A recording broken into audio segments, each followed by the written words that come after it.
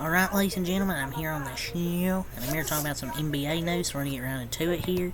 So, the Bulls, we have to talk about James Harden again. The Bulls are the favorites to land James Harden if he's not traded to the Clippers. So, per Bovada official, so the Bulls are the favorites to land James Harden if he's not traded to the Clippers. Oh, brother. DeMar and Harden in the playoffs. Yeah, that would be rough if they even made it. The Bulls just need to blow it up. Just like, give it up. Just blow up the roster. And just get some picks and stuff like that. Get some picks for the draft. Bring some younger talent. Just blow up the team at this point. Because you're not going to win with what you have right now. I mean, it's just the truth.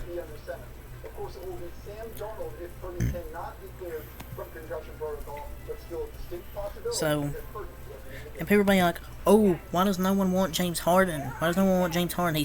He's old and an expiring contract. And his attitude has sucked.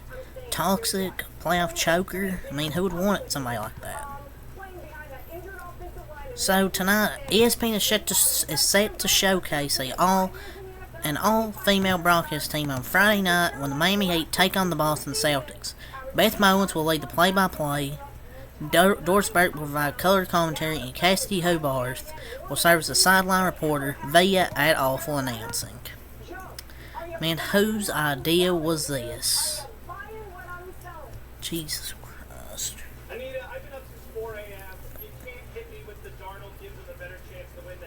Man, ain't nobody want to watch that broadcast. Jesus Christ, we can't have anything. Like, there's a million other ways to create diversity. We don't need this to be the fucking broadcast.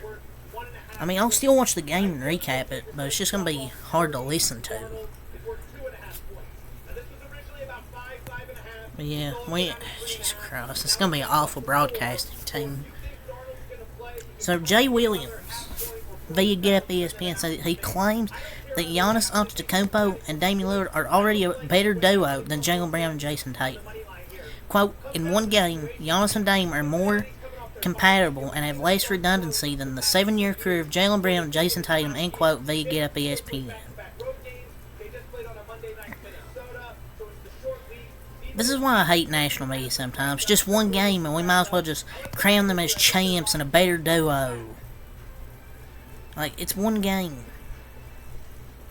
But, I mean, Dame and Giannis was going to be a better duo than the Jays.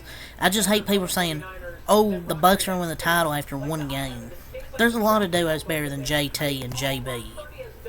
We've known that. This isn't some type of hot take.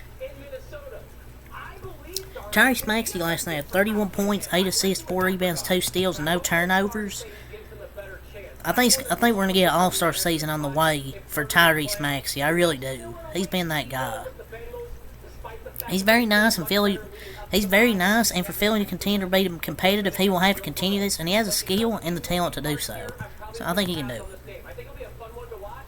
So Adam Silver suggests that the decline of cable is making it harder for younger NBA fans to locate basketball games. Quote, our young audience isn't subscribing to cable and those fans aren't finding our games via at Awful announcing.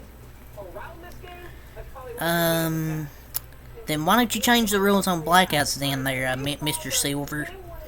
Every sports league, I swear, needs to address this. It's beyond ridiculous. Even if the motive is profit and greed, there are ways to adjust advertising. Like, what I'm saying is truth. It's the truth. And then people say, oh, it's just ridiculous. Blackouts are so outdated. I swear. And it's like most of the people use, like, say, StreamEast, for example.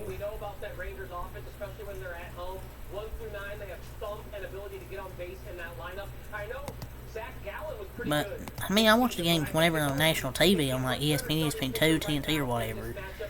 But, it's hard to say that when you're saying, oh, the younger me fans can't find it.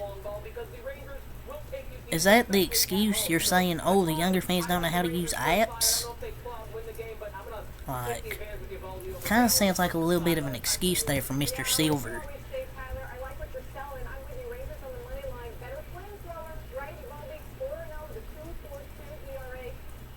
But it is what it is. Just put all the games in the NBA app. But also another thing I want to say is we can definitely find games very easily. So I don't know how you can use that as an excuse. Or just make the league pass cheaper. Or something. I don't know. It's like, do something. So, quote, the NBA got a little softer in the defensive end, end quote, by Dennis Schroeder. For real, sometimes it's almost non-existent. Games used to be like defensive battles, now it's just like offensive battles. Which, I mean, it's entertaining for the fans. It's just I like to see some defensive battles here and there. So the Clippers reportedly offered Terrence Mann to the Trailblazers in a trade for Jrue Holiday, per at J. Cal Fisher. While they were open to trading Mann for Holiday, they were not prepared to do so for James Harden. Holiday over Harden is the better idea, in my opinion. I'd do this trade and lose Terrence Mann instead of just, getting James Harden. But the Clippers are actually smart for once. But Jrue Holiday's definitely a good defensive guard. So LeBron was talking about the criticism of AD. He said, quote, we don't give a shit about the criticism of AD. That's a good teammate. LeBron calling out those bozos. We got some more news from yesterday. This is now from Woj. ESPN sources. Indiana Pacers coach Rick Carlisle has agreed on a multi-year contract extension. Carlisle, who's nearing his 900th NBA victory, returned to the Pacers as head coach in 2021 and now will continue to lead the franchise's rebuild on a new deal. Then after the first game, he got the bag.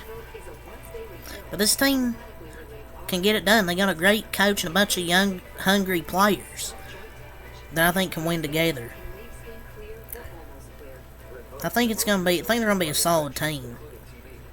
But he's adapted to the young roster and built an identity around, Halliburton.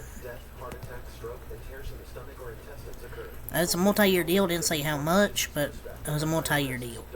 So yesterday, James Harden, apparently the Sixers wouldn't let him play or something like that. Forgot what it was about.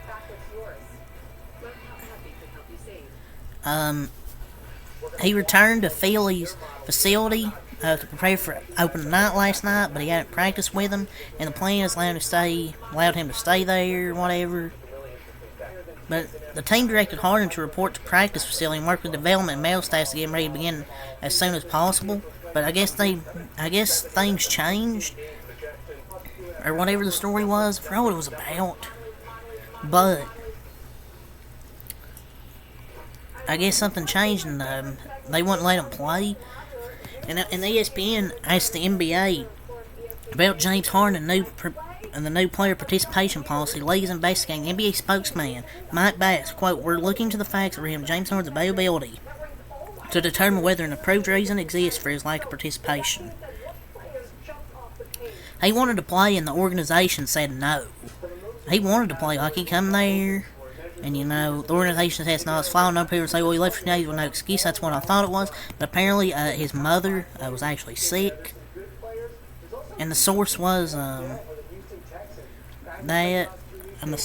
believe, from Scoop B. But he wanted to play so much.